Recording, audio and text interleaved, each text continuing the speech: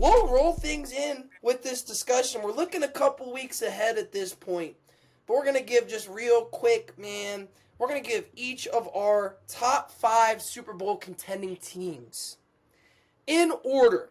Now, me here, I can start this thing off if you guys need some time. But we're just doing this on the fly, actually, everybody. We prepared a lot of stuff. We just gonna do this on the fly right now. They have this prepared. If you guys do, good for you. But I got it. Y'all did it on. Yeah, I was about to say you did it on the fly. I got number mine. one. I got mine. Number one. I'm going with the Los Angeles Rams. I have said this for numerous weeks, and I'm going to continue saying the Rams because I think they have the most well-balanced football team in the entire NFL. When it comes down to you have a great offense, you have a stellar defense, and you are well coached. I'm going to go number 2. I'm going to go the Buffalo Bills at number 2. Now, this one likely could catch massive flack, as it should. I'm kind of going out on a limb here on this one.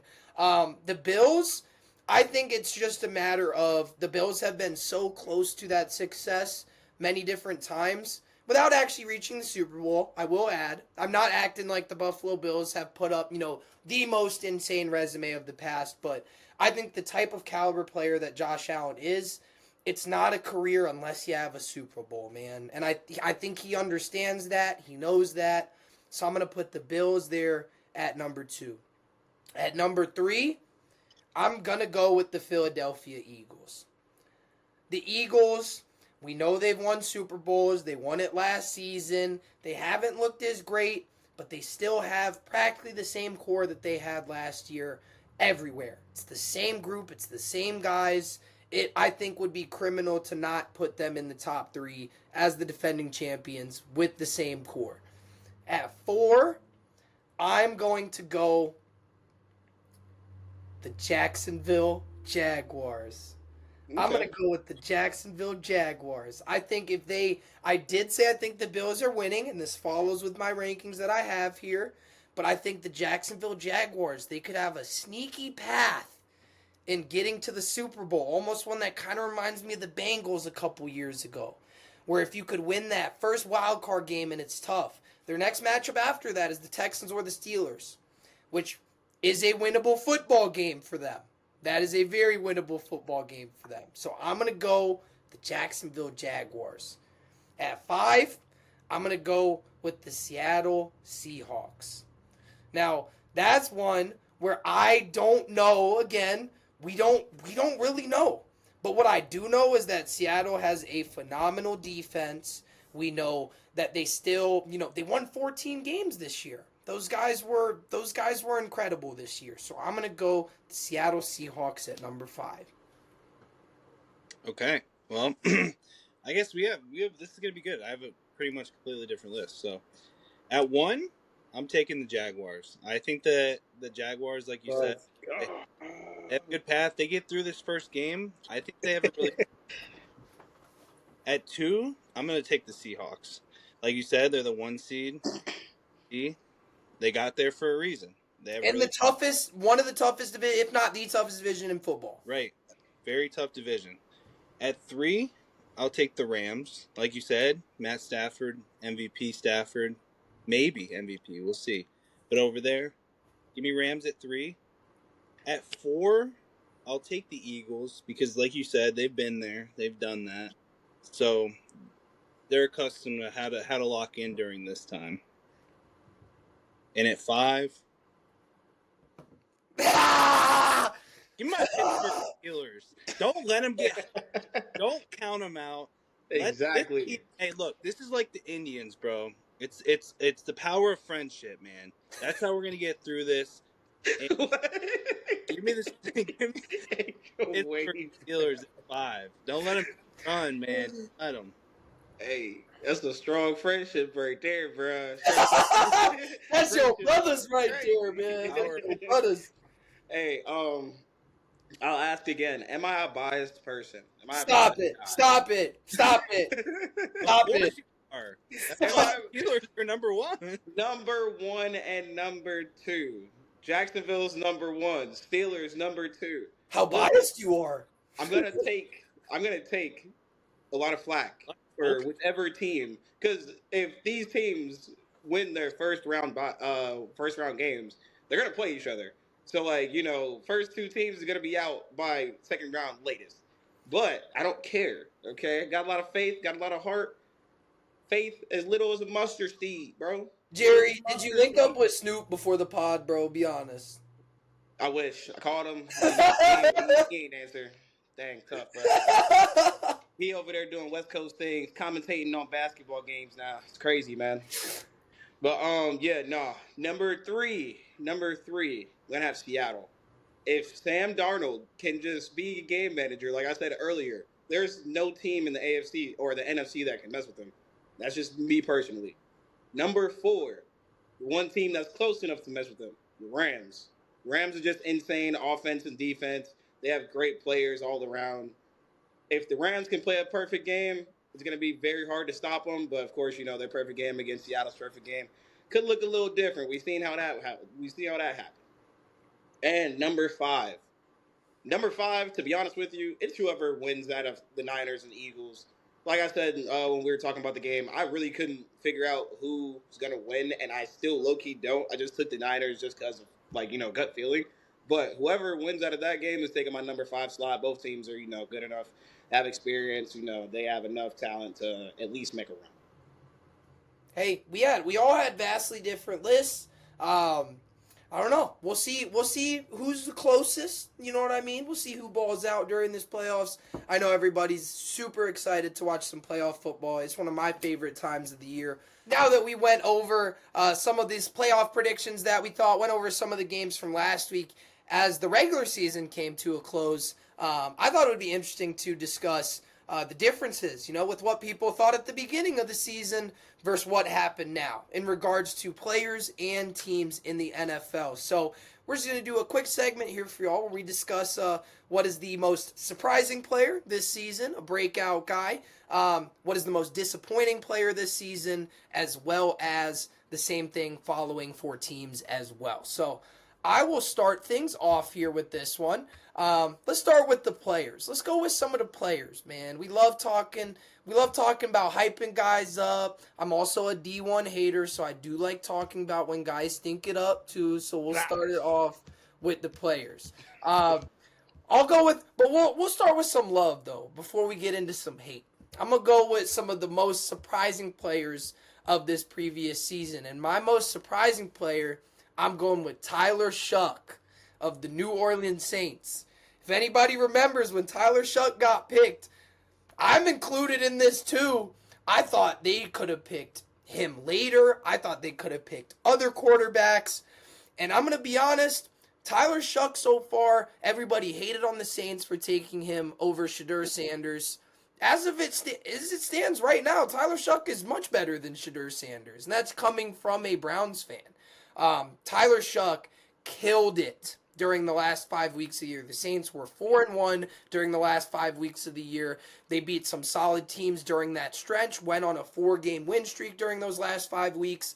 And Tyler Shuck, he started 10 games for the Saints this year, averaged almost 240 yards a game, solid touchdown to interception ratio. I think it was 10-6 this year on a Saints offense that stinks when you take out Chris Olave. I mean, Alvin Kamara wasn't doing much this season for them.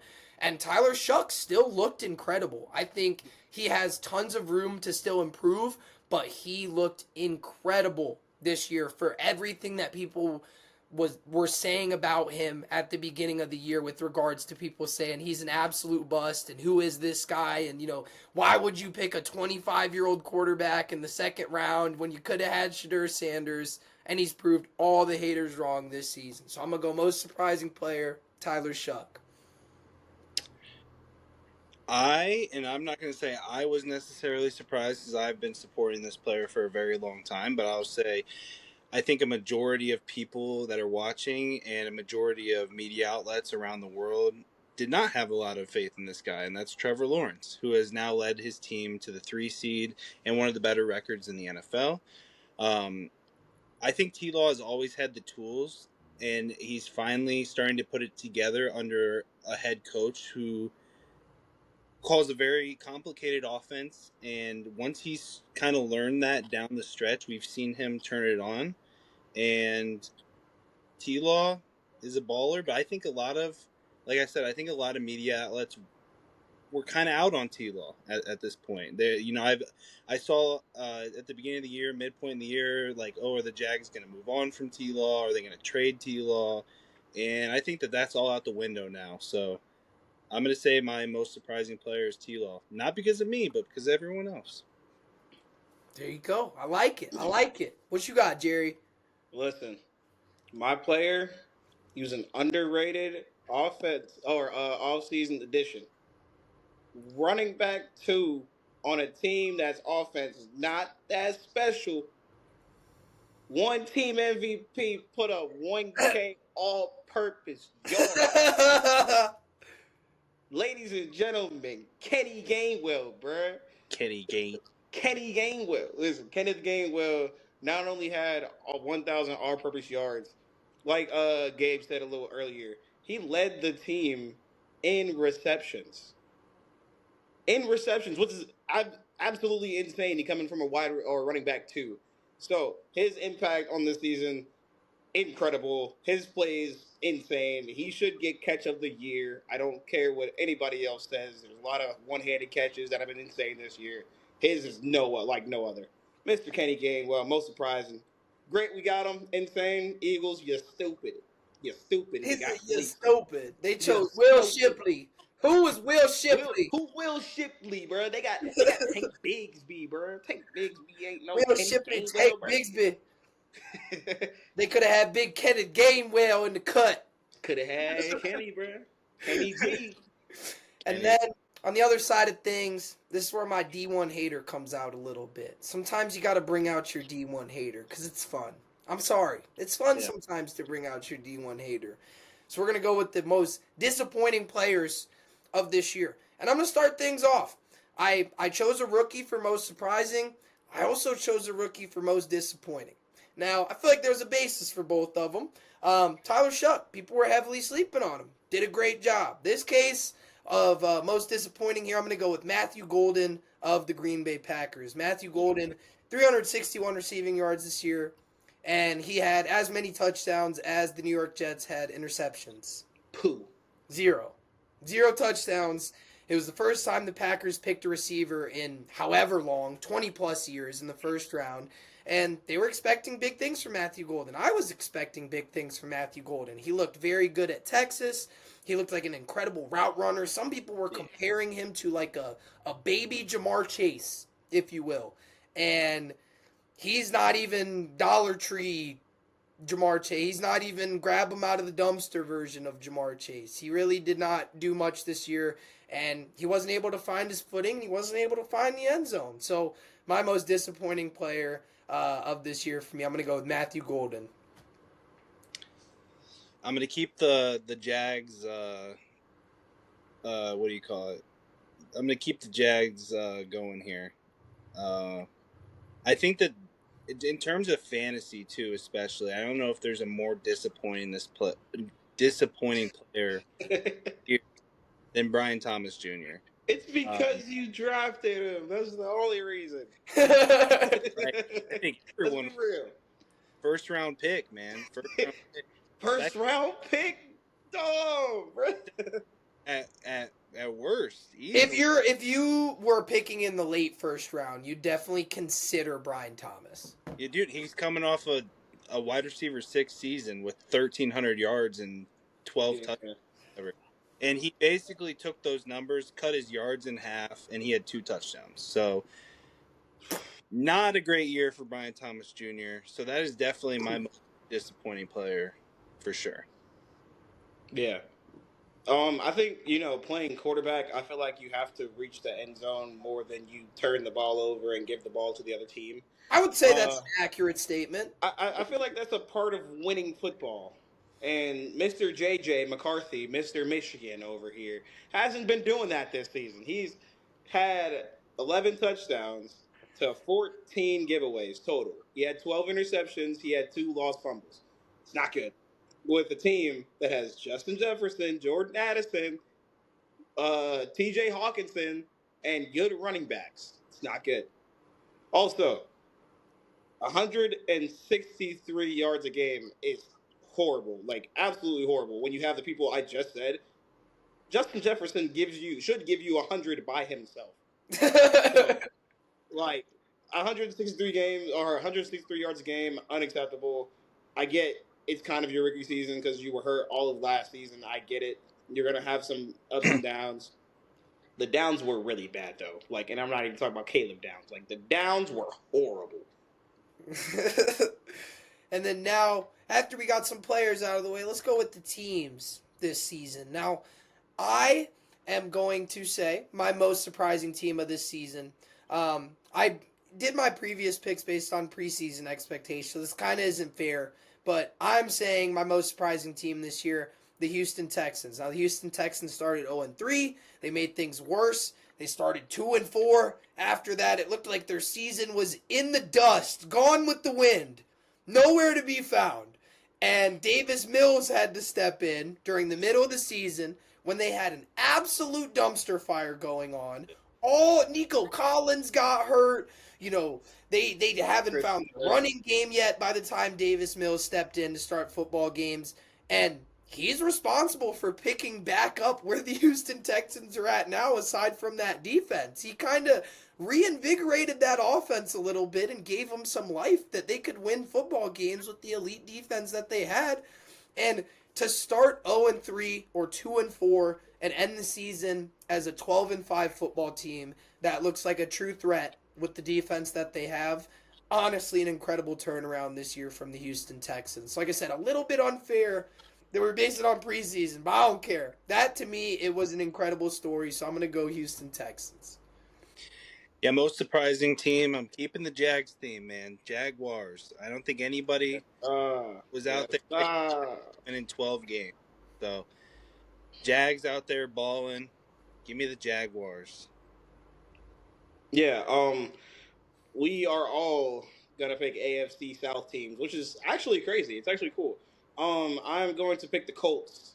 Thinking about the Colts, they were super red hot when Daniel Jones was there, and before the season, we thought they were gonna be fourth in the division. We thought Daniel Jones and Anthony Richardson still kind of the same trash quarterback. That's what we thought, right? But they were in the lead in the AFC South. They had a record of 8-2 in their first 10 games. Jacksonville probably wouldn't have been in the playoffs if it weren't for the injuries to other quarterbacks and Uncle Phil having to step in. But the Colts are definitely my most surprising team. I didn't think they'd make it that far, and it was just great to watch them, honestly. And now for the most disappointing teams this year. This is where the D1 hater comes back out again for the last time of this episode. Last time. I can't promise you, though. I can't promise you. I'm going to say the most disappointing team for me this year, Tampa Bay Buccaneers, man. I originally picked them at the beginning of the season to win the division. Even though I was close with the Panthers, I really thought the Buccaneers were going to have a big year, man. They added Ibuka in the draft. They kept the same guys that they had. I expected a big, year two jump from Bucky. It wasn't his fault. Bucky got hurt. You can't blame the guy for not, he's been doing great since he came back, but just for the sake of this, I thought the Bucs looked really great coming into this year. I thought they'd win maybe 11 games, maybe 12 games, maybe as much as 13 games. And now they sit 8-9 at home, not in the playoffs. And they just really spiraled out as well during the second half of the year. They started out looking really good, and then once things got bad, they just never got better. So I'm going to go Tampa Bay Buccaneers. Yeah, for my most disappointing team, I have the Kansas City Chiefs. And I think that's kind of just obvious based upon the fact that they've been to the conference championship for 9 years in a row or something like that. And something crazy, but now they're not even making the playoffs. They won 6 games, or they have a top 10 pick, so that tells you about all you need to know. I know they dealt with a lot of injuries this year, and Mahomes blew out his ACL later in the year. But I mean, can you have to be disappointing if your expectation is Super Bowl or bust. So I'll take the Chiefs as the most disappointing team. Yeah. For my team, I got the Commanders. Honestly, we didn't think this team would win the division, but this team was a game away from the Super Bowl last year and was looking really, really good this year. I get injuries played a part. Jaden Daniels got hurt for a lot of the season. Austin Eckler got hurt early, missed the whole season. Got hurt, gruesome injury. That's one of your leaders, and I get it. Injuries play a huge part. Going from NFC Championship game to 5 games, you're winning 5 games the next season and firing both of your coordinators. It's a bad look. I mean, it was just a horrible season for them. They got to get a lot of things figured out this offseason. I don't even think they can.